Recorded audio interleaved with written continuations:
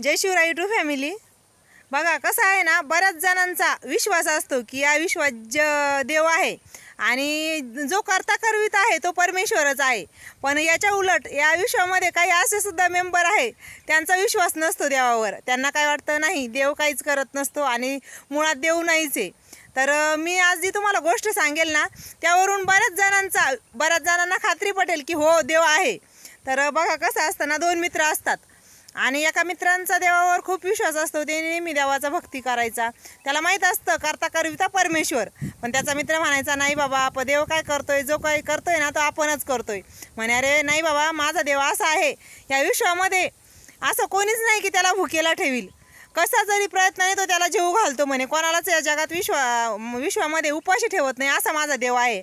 तो म्हणे हो का, बघ म्हणे मी तुला सिद्ध करून दाखवते की देव नाही आहे आणि देव कोणालाच जीव घालू शकत नाही आहे।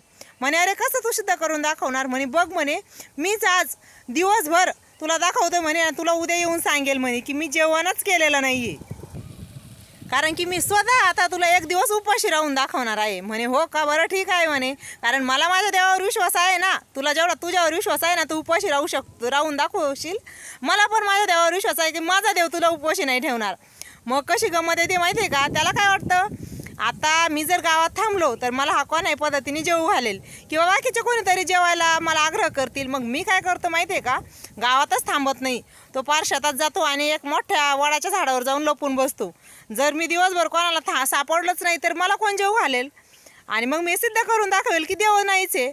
पण योगायोग असा होतो, एक व्यापारी व्यापार करून त्या झाडाखाली येतो आणि त्याच्याकडे पोळी भाजी असते, तो ते भाकरीचं गाठोडं सोडतो आणि भाकर खायला सुरुवात करायची, तर लगेच तिथं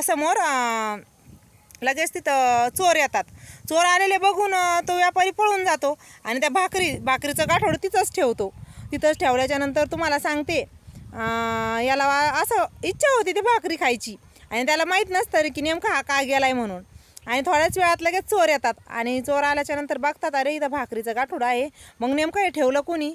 अरे आपण तर लूट करून भरपूर माल आणलेला आहे, नक्की ना कोणीतरी याच्यात काहीतरी विष वगैरे घालून किंवा मोहित करण्याचं काही औषध वगैरे टाकून आपल्यासाठीच ठेवलेलं आहे, जेणेकरून मग आपण हे खाऊ आणि त्या आपलं सगळं सोनं वगैरे आपण लुटून आणलेलं सगळं घेऊन जाईल।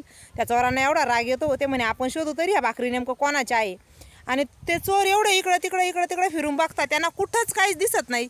आणि मग हळूच त्यांना वरती वडाच्या झाडावर दिसतो की अरे इथे एक माणूस बसलेला आहे। म्हणे त्याला म्हणे खाली ये, म्हणे मी खाली येणार नाही, म्हणे खाली ये, गोळी झाडे नाही तर खाली ये। तो त्या गोळी लागेल त्या भीतीने खाली येतो, म्हणे ठीक आहे येतो खाली, आणि खाली बसल्याच्या नंतर पुन्हा म्हणतोय, तू ह्या भाकरी तुझ्या आहे ना? तो म्हणे माझ्या नाही आहे। म्हणे तुमच्याच आहे, माझ्या नाही म्हणे। म्हणे नाही म्हणे, तूच ठेवलं या भाकरी, मग तुझ्या नाही तर मग एक घास खाऊन दाखव। तो म्हणे नाही म्हणे, मी एक पण घास खाणार नाही। म्हणे खातो का नाही? म्हणे मी खाणार नाही। अरे खातो का नाही, तर तुला गोळीच झाडेल, गोळीच्या धाकाने का होईना, पण तो घाई त्यातली अर्धी 3 चतकोरा पोळी कशी ना काय खातो। आणि म्हणजे मला हे सांगायचं की बघा, त्या गोळीच्या भयाने का होईना पण देवाने त्याला जेवायला घातलं। मग त्याचा विश्वास वाटला की हो देव आहे, कारण जी देव कोणत्या रूपात येईल आणि कोणत्या रूपात काय करेल, म्हणजे हे देव जो म्हणेल ना, देव करता करविता देव नाही आहे, देव ते करून दाखवतो आणि मग सिद्ध होतं की करता करविता देव आहे। त्याच्यामुळे जर कोणाचा विश्वास नसेल ना तर ह्या गोष्टीवर विश्वास ठेवा, करता करविता देव आहे।